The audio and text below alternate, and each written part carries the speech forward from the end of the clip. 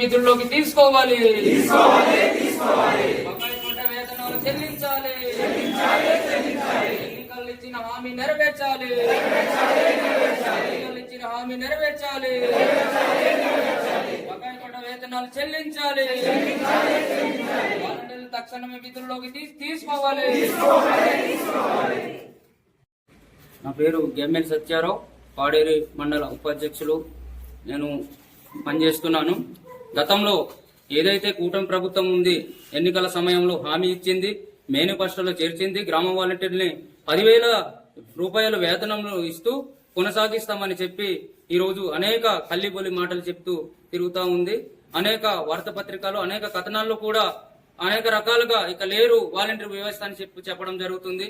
కానీ రాబోయే భవిష్యత్తు కార్యాచరణలో మేము ఏదైతే రాబోయే ఎన్నికల్లో ఉన్నాయి, ఖచ్చితంగా వాలంటీర్స్ వివిధ రాష్ట్రంలో ఉన్నటువంటి 2,60,000 మంది ఏదైతే ఉన్నారో రాష్ట్ర వ్యాప్తంగా మేము భారీ ఎత్తున ఉద్యమం చేస్తామని ఈ సందర్భంగా ఈ కూటమి ప్రభుత్వాన్ని హెచ్చరిస్తున్నాము. ఈ రోజు జీవోలో లేరు, ఇక్కడ లేరు, అక్కడ లేరు అని చెప్పి అనేక విధానాలుగా చెప్తున్నారు. మా జీవనోపాధిని తీస్తారు.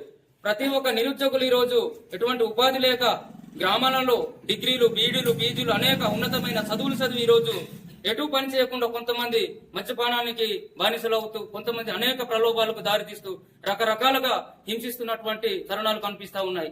స్థానికంగా ఏ రోజైతే ఇక్కడ ప్రతి ఒక్క నాయకుడికి మేము వినతి పత్రాలు కూడా ఇచ్చినాం, అయినప్పటికీ ఇప్పటికొచ్చి గ్రామ వాలంటీర్స్ కోసం కనీసం ఎటువంటి స్పందన ఇవ్వకపోవడం కాక మరొకటి లేదు, పుట్టని బిడ్డకి ఎలా మేము పేరు పెడతామని చెప్పి అనేక కథనాలు జరిగాయి.